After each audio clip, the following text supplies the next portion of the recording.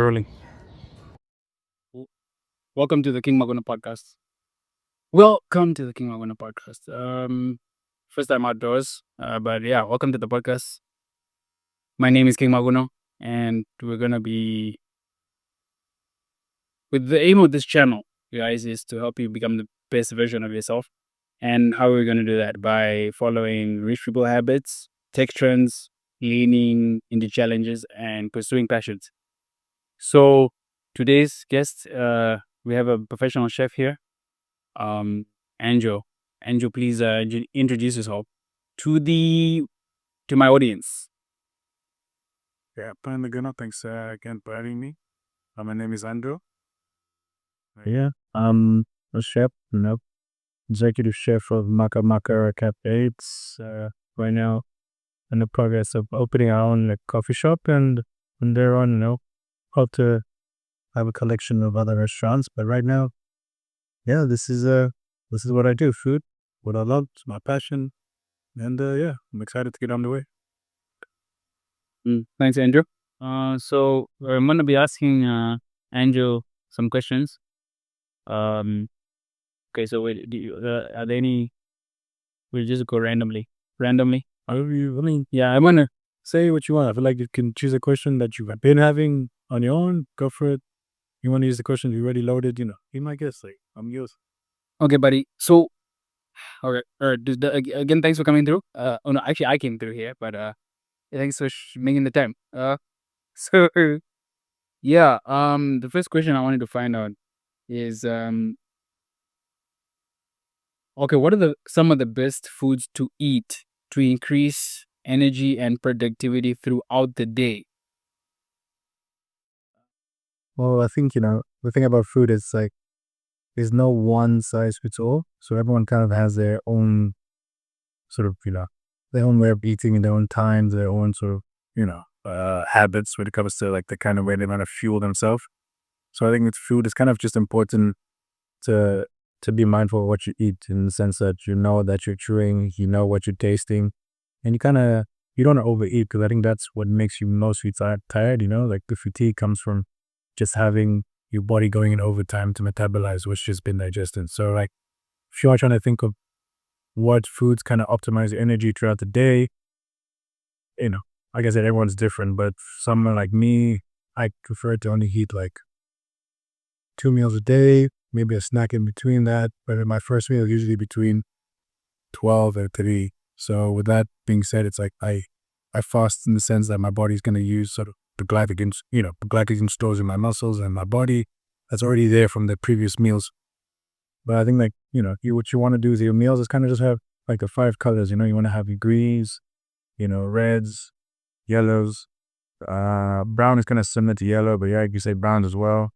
And then, the kind of, you want to say, I won't say blue, but purple in a sense, because those kind of like grasp with the whole sort of spectrum of like your trace minerals and your major minerals that your body needs to sort of metabolize it, energize the system. But I think the main thing is not to overeat and kind of just make sure you're eating what feels right for you from the kind of day you have ahead of yourself. So yeah, look at food as fuel if you want to, but food is obviously more than that. But essentially, it's still energy, calories. No, yeah, thanks for that. Thanks for the answer. Um, Thanks. Okay, so the other question I wanted to find out is number 14 here. What are some healthy meal prep strategies for people with busy schedules? Okay. Yeah, busy schedules. I think it's kind of knowing when to do the prep. Like I used to, especially when I was a student, my schedule was kind of busy. So I used to prep like twice a week. In that sense, it would be like Sundays and then Wednesdays. And like that, you can still have fresh ingredients and you plan out for the next 3 days. Nice thing about Sundays is that you have a lot of time, so you can kind of put a lot of effort into it. But Wednesdays, you can prep for the next, pretty much 2 to 3 days.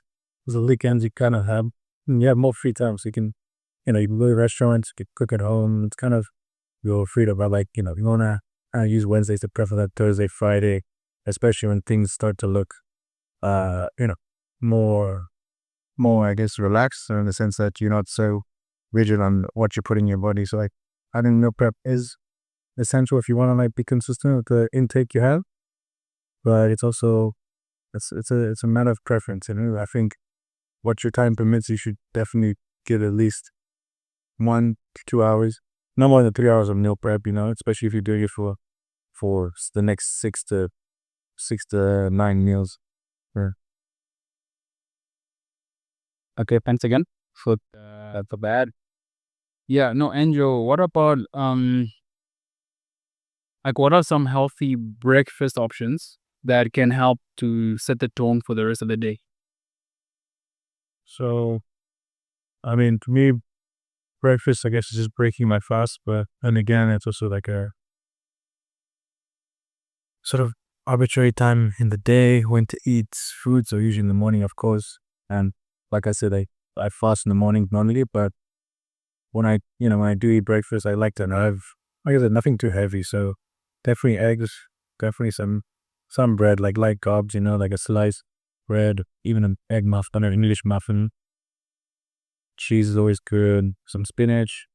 But if you don't want to even go that route with the warm breakfast, you can always go cold, which is like, your parfaits or your yogurt. So, fruits. Even like, one of my favorites is doing like cornflakes, milk, honey, bananas. Then if I really want to like get a good sort of like kind of get in the brain fog, I like to add blueberries because it's kind of a strong antioxidant that kind of definitely clears up your sort of inflammation of your blood flow in that regard, So yeah, I think it's really what you have in your fridge also. Like I said, the food you use, you try to think of it as how much energy do I need for like my upcoming activities or before my next meeting window, etc. Yeah. No, but thanks. No, one thing you're right about is the blueberries. You can't go wrong with them, generally. Okay, so Anjo, I want to find out, right? Like how can people make sure right, that they're getting enough antioxidants in their diet? Well, that one, I'm not a health professional, but I think antioxidants they have a clear effect on you, especially if you haven't been eating them in a while. And definitely feel the general sort of benefits that come with it, especially if you eat it for the first time. But like 150 to 100 grams of blueberries will do the trick, even if that's all you eat for the day, it's fine. Nuts like almonds are just, they're amazing. You can toast them, if you have a little oven, toast them in there, a frying pan, throw them in a frying pan, some salt. And like just kind of like the quantity is really, again, like just not overeating them because like they can be easy to indulge in. The one trick I do like with blueberries is that if you eat them frozen, that's also a nice thing, especially in the summer, and it makes kind of makes them more digestible because it's not not like, I don't know, if you don't like that initial berry taste or that like you mean that feeling in in your first bite of a berry. So like frozen berries, nice way to cool down the system even in a hot day. But yeah, I mean, our antioxidants great for, like I said, blood flow, inflammation, kind of just like clearing brain fog in that regard. So And that's I think that you answered that on spot on. Okay, what about what I want to know is like, is there any food or are there any foods or specific ingredients that have been shown to improve cognitive function and focus? yeah, I mean, a thing I've been mentioning a lot with health is blood flow. So when you make a blood flow, it's like just how well blood is moving around your body. And the thing about inflammation is that it sort of restricts blood flow. If you want to think about it like that, the arteries kind of slow getting, the traffic or the flow is getting slowed down by sort of a smaller vessel. So like when you look at that, it's, ingredients that have omega-3s, omega-6, your healthy fats, nuts, antioxidants, even what's called carotenoids, like in red type of fruits. Like, is that like red? So like red pepper, like red pepper, yeah. What else? There's even apples. There's like a raspberries, strawberries, just like things with that genuine red color. That has carotenoids, and then something like B12. B12 is good for. It's one of those B vitamins that promotes skin blood flow and just limits inflammation. So like kale or spinach, using your leafy greens. It's like those are kind of the ingredients you want to incorporate when you want to think of things that can promote sort of, healthy brain function, good blood flow. Because it's all just comes down to how well blood is circulating throughout your body.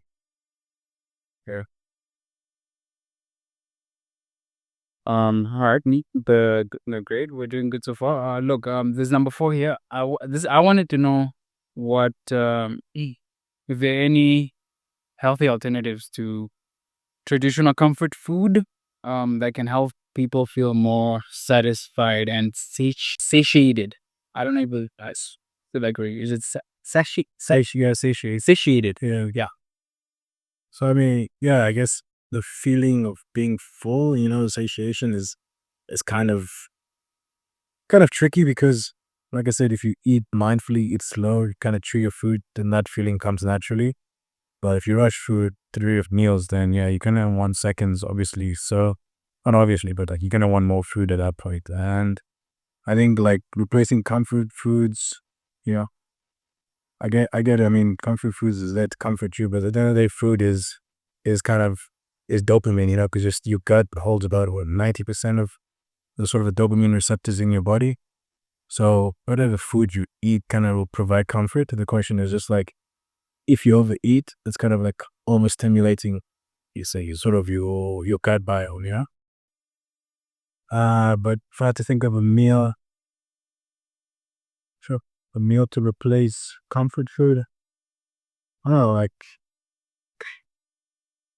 maybe tell me what kind of meal you thinking, like oxtail stew, like what kind of meal you want to replace, Yeah, dude, bro.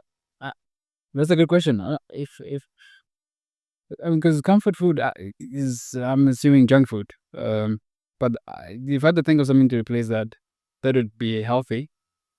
But I've seen, geez, I don't know. You want popcorn? Okay. Is this? That's what I used to replace traditional comfort food. Yeah, yeah.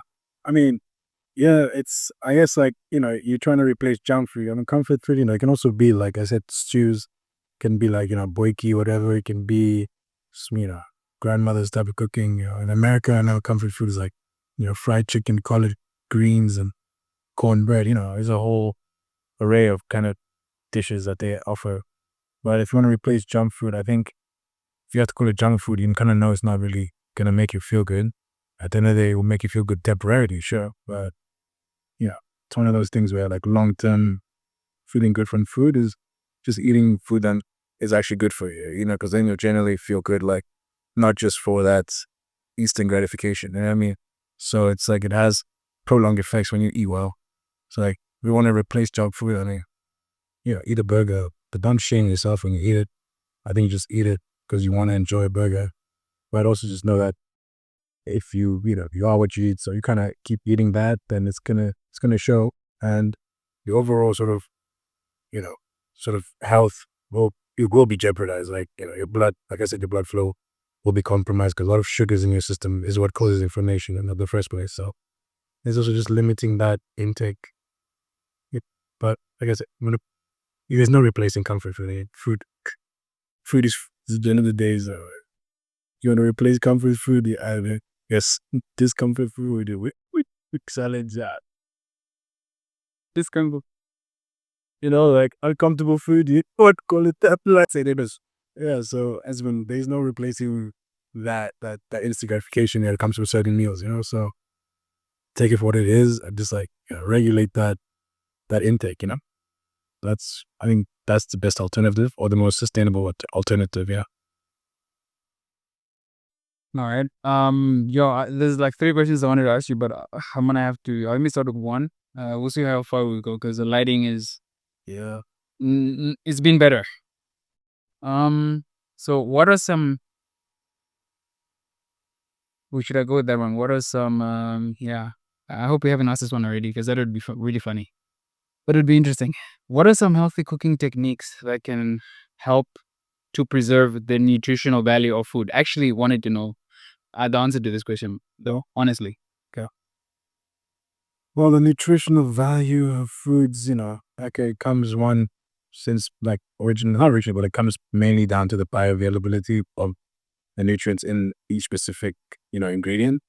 And some ingredients, more is extracted once cooked, but a lot of ingredients, the bioavailability is much higher when it's eaten raw. So like fruits, spinach, even fish sometimes, it's like if you don't cook it, like you get a lot more from that. But obviously those makes the poison. So like, if you eat too much raw fish, it's mercury poison as a side effect. Or, your body can regulate itself, but with its limitations, of course.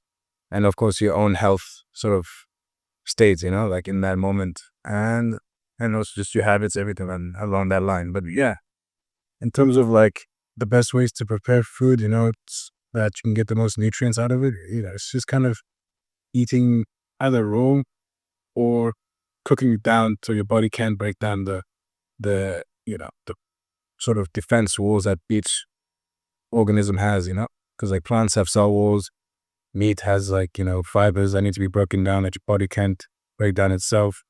So, I mean, you have an enzyme system that will work for you, but you kind of have to make that easier for yourself at some point. But yeah, like, so cooking techniques, raw. I think raw is usually the best to get the most nutrients out of most of the ingredients out there that have high nutritional value. But yeah, it just depends on what you want to eat. Like I said, fruits, fish, those definite ingredients with the best nutrient value.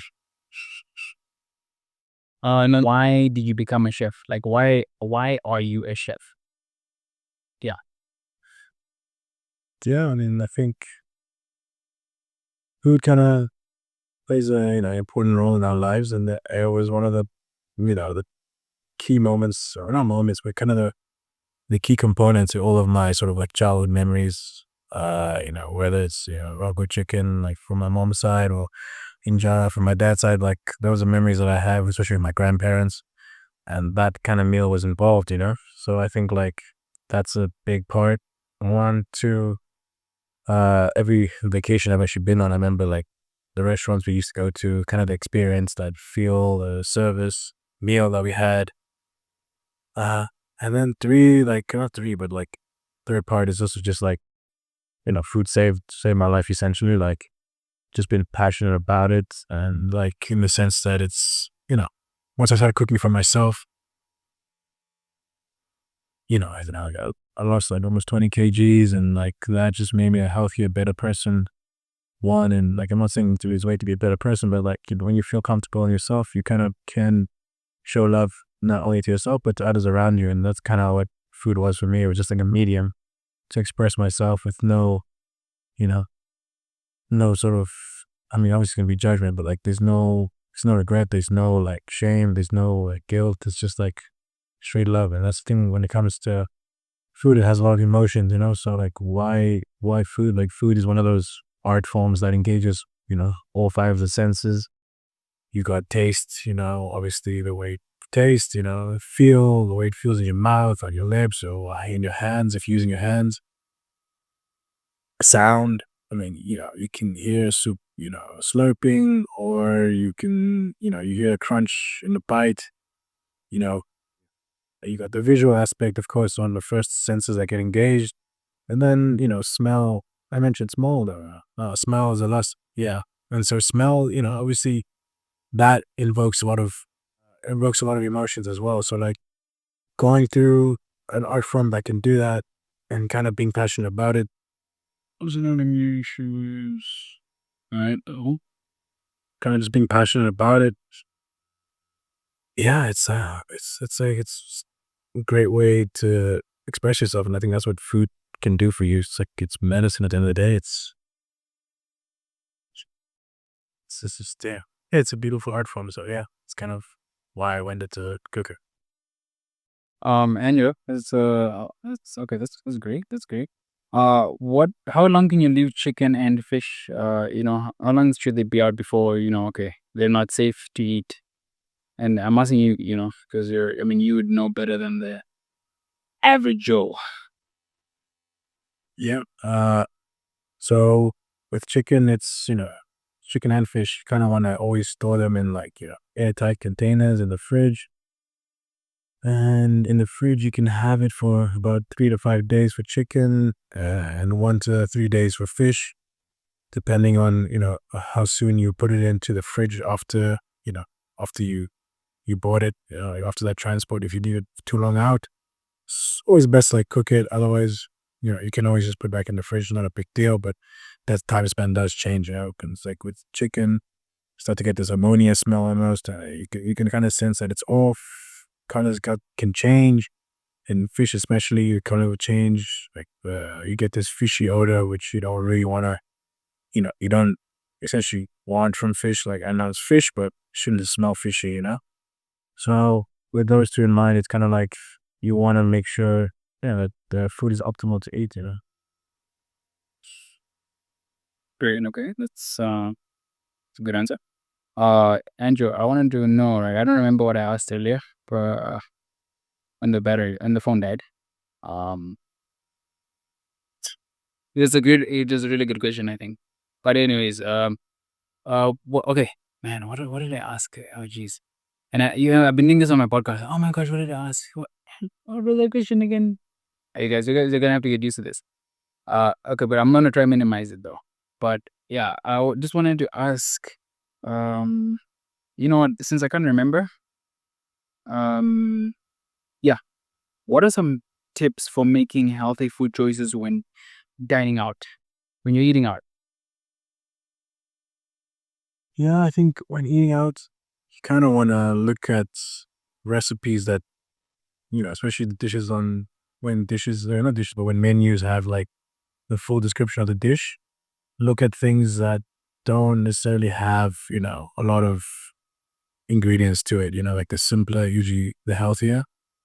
Restaurants, usually they do use a lot of butter, they do use a lot of oil, they do use, a good amount of salt. So if you can always request, can you use less butter and less salt? That's your prerogative, if they're accommodating restaurant, they would do that for you. Try go for, like steaks.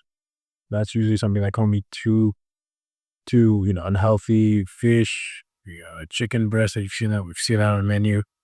Pasta.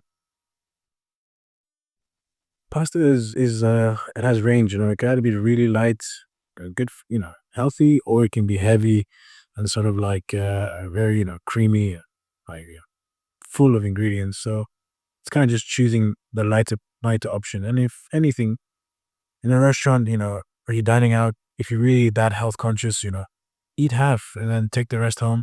Like it's never a bad idea. I know that it does work, and it's like one, have now something to eat, the next day, and two, you don't have to feel so guilty about dining out.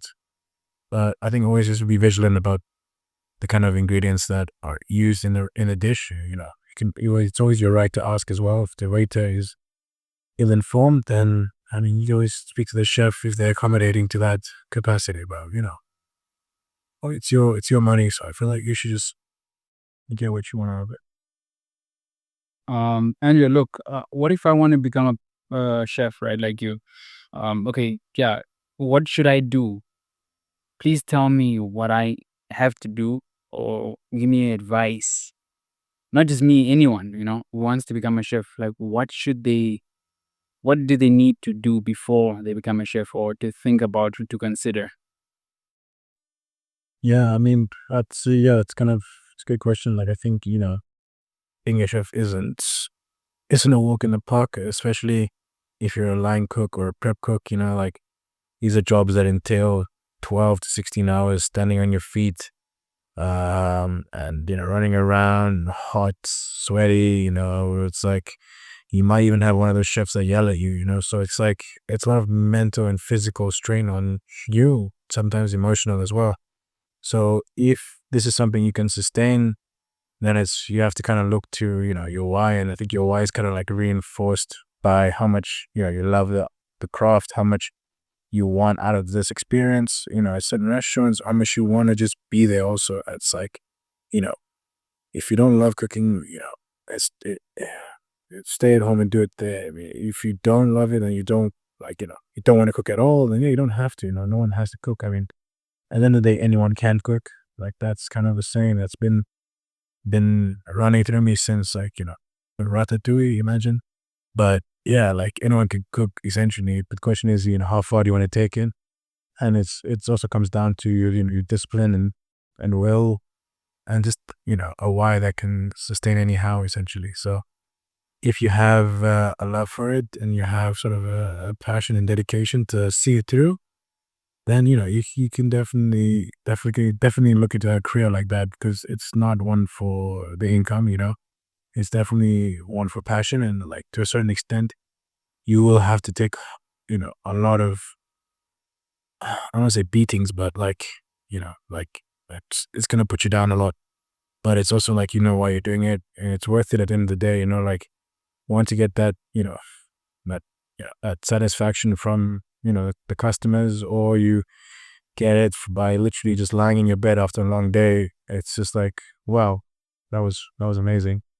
And the beauty about restaurants is that it's this organized chaos that kind of resonates with life. So if you can manage all these incoming variables and just still execute on an experience and kind of serve others in that capacity, then it's just like it speaks volumes of who you are as a person. So yeah, being of service to others is kind of a big part of the restaurant industry. You don't want to just do it for the money, because margins are low in that industry. It's not a it's not a get rich quick sort of market. So it's kind of a long game. And it's stability. If you want stability, that's kind of the place to be. Like 10 years, you'll have your own place. Even 5 years, you can have it even tomorrow. But you just need to know that it's gonna be tough. So yeah. Andrew, you know what?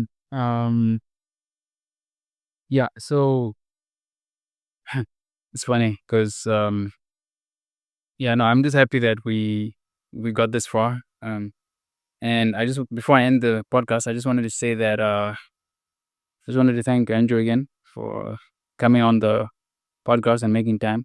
And thanks for tuning in. I'm ending the podcast now, and I'm gonna say what I usually say, which is, what's the best thing that can happen? Well, there's always wait. I'm gonna have to re-say that. What's the best thing that can happen? Well, there's only one way to find out. So, wait, no, hold on. No, wait. You know what?